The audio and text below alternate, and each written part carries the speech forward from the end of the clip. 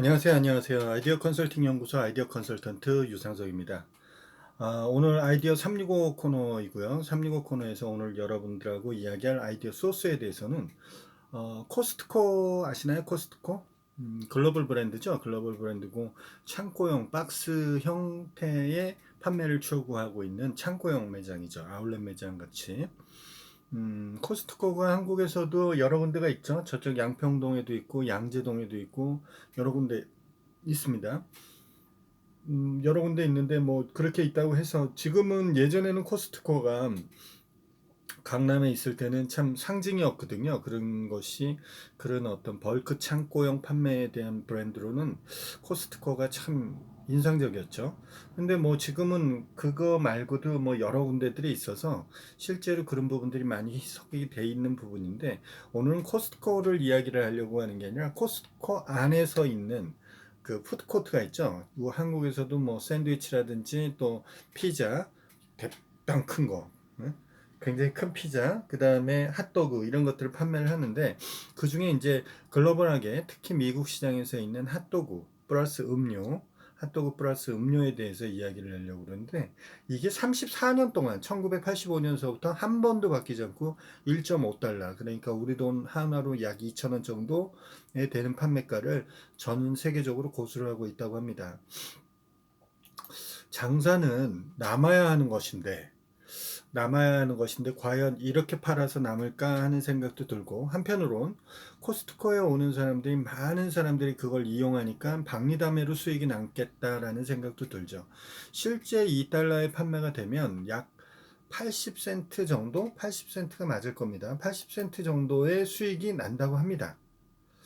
80센트 정도의 수익이 난다고 하니까 음, 2달러가 아니라 1.5달러, 1.5달러에 판매했을 때 약 80센트 정도의 수익이 난다고 해요. 근데 그것을 가지고 전체의 무엇이라고 이야기를 하기는 좀 어렵죠. 그쵸? 8센트, 8센트. 80센트가 아니라 제가 확인을 지금 해봤는데, 네. 8센트의 수익이 난다고 합니다. 1.5달러 팔면 8센트. 근데 여기서도 원가 절감을 하고 하는 이런 부분들이 있었어요. 그리고 이제, 음, 코스트코의 공식적으로 이제 창업주가 했었던 그것은 원래부터 핫도그는 돈 벌려는 게 아니라 서비스였다고 이야기를 한다고 합니다. 음식을 서비스로 주려고 하는 거. 그 이유는 여러 가지가 있게 되는데, 그건 뒤에서 좀 제가 설명을 드릴게요.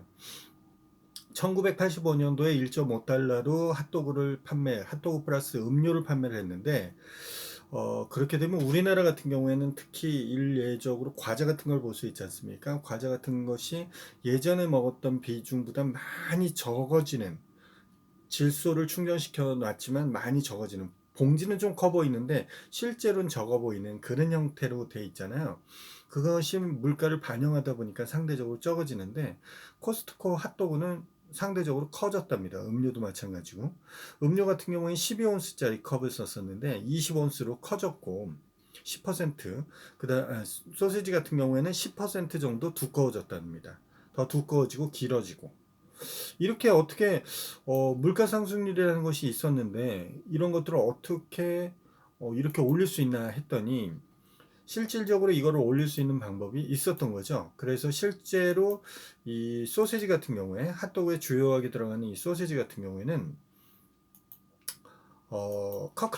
커클랜드라고 하는 저거 있죠. 맞는지 확인 좀 해보죠. 어, 예, 맞네요. 그 2008년도부터 자체 브랜드, 그러니까 코스트코 자체 브랜드인 커클랜드라고 하는 소세지 브랜드를 이용해서 교체를 한 거죠. 교체를 해서 어떻게 보면 납품을 받다가 하다 보니까 직접 생산을 하다 보니까 그 원가 자체를 낮출 수 있는 그런 요지가 있었죠. 음료도 과감하게 일반 프랜차이즈에서는 쉽지 않은 부분들이 있는 거죠. 음료 같은 경우를 예를 들어 코카콜라를 먹다가 펩시로 바꾼다든지 펩시를 먹다가 코카콜라로 바꾼다든지 이런 경우가 쉬운 부분이 아닌데 코스트코에서는 이 핫도그에 음료가 12온스에서 20온스로 늘어났지만 이 20온스에 들어가는 음료 자체를 만약에 코카콜라가 원가가 상승해서 납품할 수 어렵다라고 하면 펩시로 바꾸고 뭐 이런 식의 전략을 썼답니다. 그래서 실질적으로 소비자가 그런 것을 뭐 크게 인식하진 않는다. 왜냐면 소비자가 느꼈을 때는 일단 커졌잖아요. 샌드위치가 같은 가격에. 그 다음에 음료도 커졌단 말이에요. 12온스짜리가 20온스짜리로 늘었으니까 8온스가 늘었어요. 그런데 그것을 갖다가 펩시로 바뀌었다고 그래서 나 이거 안 먹어. 뭐 이런 이유는 없는 거죠. 그쵸? 이게 뭐 예를 들어서 뭐 자기 기호에 맞춰서 뭐 간단한 소스류라든지 이런 거는 첨부할 수 있지만 일반 버거 매장에서 자기가 원하는 패드 뭐 고기를 넣다든지 닭을 넣는다든지 어떤 소스류를 넣는다든지 이런 부분에 대해서는 좀 차이가 있지 않나 하는 생각이 드네요.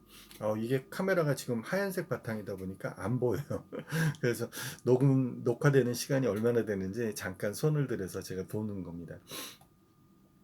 어, 이 핫도그를 파는데 코스트코에서는 실질적으로 세 가지의 중요한 역할을 하게 된답니다. 그 역할이 뭐냐면 코스트코에서는 실질적으로 코스트코의 영업이익은 제품 판매가 아니라 60달러, 그러니까 약 32,000원의 연회비에서 나온대요. 코스트코는 아시겠지만 연회비가 있는 매장이잖아요. 연회비를 내야지만 그 안에 들어가서 박스 형태로 싸게 사올 수 있는 형태가 되는 거죠.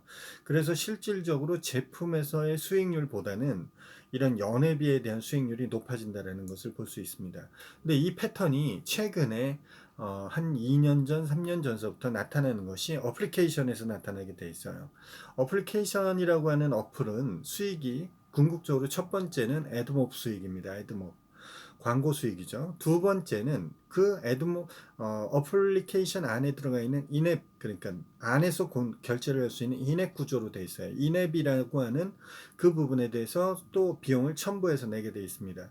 근데 최근에, 그러니까 최근이라고 그러면 2년 전 뭐 이렇게 되는 출시되는 앱들을 보면 그냥 일종의 프리미엄 버전이 딱 정해져 있는 거예요. 그래서 이 앱을 쓰려고 그러면 뭐 연회비를 내라, 얼마를 내라 이렇게만 딱 돼 있습니다. 그 대신 광고 없다. 이런 식으로 돼 있어요. 그러니까 그 얘기는 무슨 얘기냐면 탄탄한 서비스가 온라인이든 오프라인이든 있다면 실질적으로 연회비를 내고도 가도 돈을 아꼈다라는 생각이 드는 거죠. 그 얘기는 반대라고 할 건 없지만 그 얘기는 코스트코의 연회비 32,000원을 내고서 내가 어떤 프라이드를 가질 수 있게끔 멤버십이 됐을 때 그 멤버십을 32,000원은 나는 내가 월별로 뭐 그 쇼핑을 했을 때 우리가 생필품을 산다든지 이랬을 때 충분히 그건 빼고도 남아라고 하는 생각을 갖는 게 이제 소비자의 생각이고 코스트코의 입장에서는 32,000원 약 60달러에 대한 연회비를 받는 게 전체 수익률의 70%가 영업이익으로 나온다라는 얘기가 되는 거예요. 결론은 30%가 제품 판매의 영업이익으로 나온다라는 얘기가 되는 거죠. 그러니까 고객과 어떤 판매처, 기업 간에 잘 적절하게 매칭이 됐다라는 듯한 느낌이 든다라는 생각을 들 수 있네요.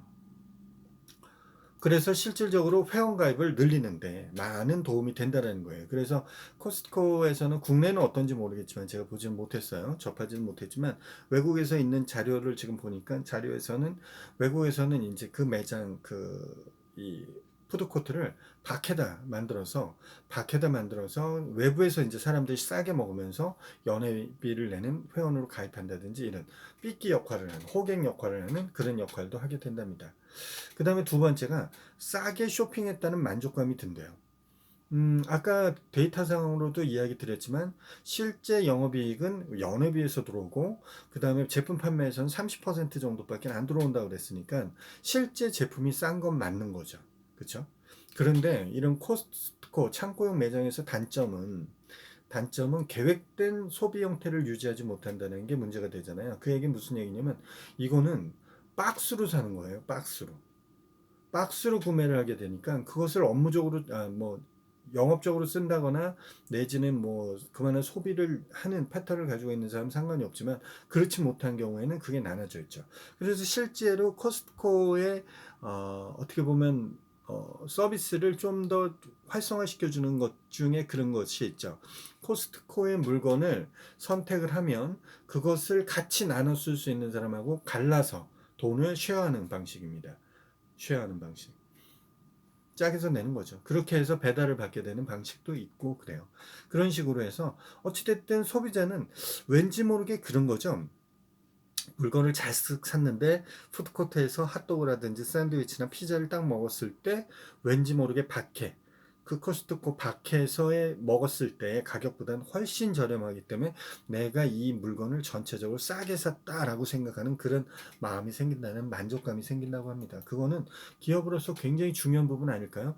무언가를 했는데 그것이 만족도가 있다라는 것을 느꼈을 때 고객의 충성도가 높아질 테니까요. 그 다음에 세 번째가 이제 1.5달러 핫도그 같은 경우는 미끼 상품, 로스 리더라고 이야기를 하는데, 거기에 뭐 다른 음식들도 같이 주문을 하기 때문에 뭐 피자라든지 치킨 베이크, 샌드위치 이런 것들을 같이 주문을 하기 때문에 실제 코스트코 매출도 증대를 시켜준다고 합니다. 실제로. 어, 그런 것들이 상대적으로 많아요. 많은데 일반 소비자들이 그런 것을 잘 못 느끼는 이런 부분이 있는 거죠. 이 연간 핫도그 판매만 해도 1억여 개라고 하니까 메이저리그 전 구장에서 판매되는 핫도그의 4배 정도가 된답니다. 그러니까 연매출만 1,600억 원의 핫도그 매출이 나타나는 거예요. 그러니까 그것도 암만 적게 8센트를 남긴다고 해도 적은 부분만 남는 것은 절대 아닌 거죠. 그렇죠? 그러니까 외식업에서 그런 생각을 해볼 필요가 있어요. 요즘 뭐 생활방송인 무슨 뭐 TV에서 나오는 생방송 화제 집중이나 뭐 이런 걸 잘 보시면 기대 이하 가격으로 판매를 한단 말이에요. 그런데 전체 제품이 다 기대 이하 가격은 아니거든요. 그 제품이 퀄리티 높게 비교했을 때 기대 이하의 가격이라는 거예요. 퀄리티가 떨어지는 게 아니고.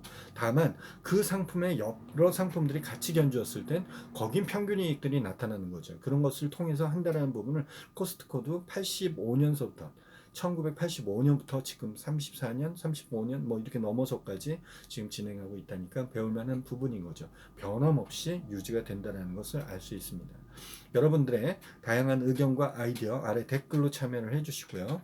그 다음에 저와 직접적인 소통을 원하시는 분들은 꼭 카카오톡에서 아이디어 컨설팅 연구소나 아컨TV 검색하셔서 친구 맺게 해주시면 되고요. 이 영상이 좋으셨으면 좋아요 꾹 한번 눌러주시고요. 아직까지 구독하지 않으신 분들 구독하기 꾹 눌러주십시오. 아컨TV에서 매일매일 진행하는 아이디어 소스를 이야기하는 그런 트레이닝 시간이라는 거 알고 계시죠? 네, 이쯤 됐으면 뭐 아실 만한 분들은 방송 보시는 분들은 다 아실 거라고 생각합니다. 네, 내일 이 시간에도 또 다른 소재를 가지고 다시 뵙도록 하겠습니다. 내일 뵙겠습니다.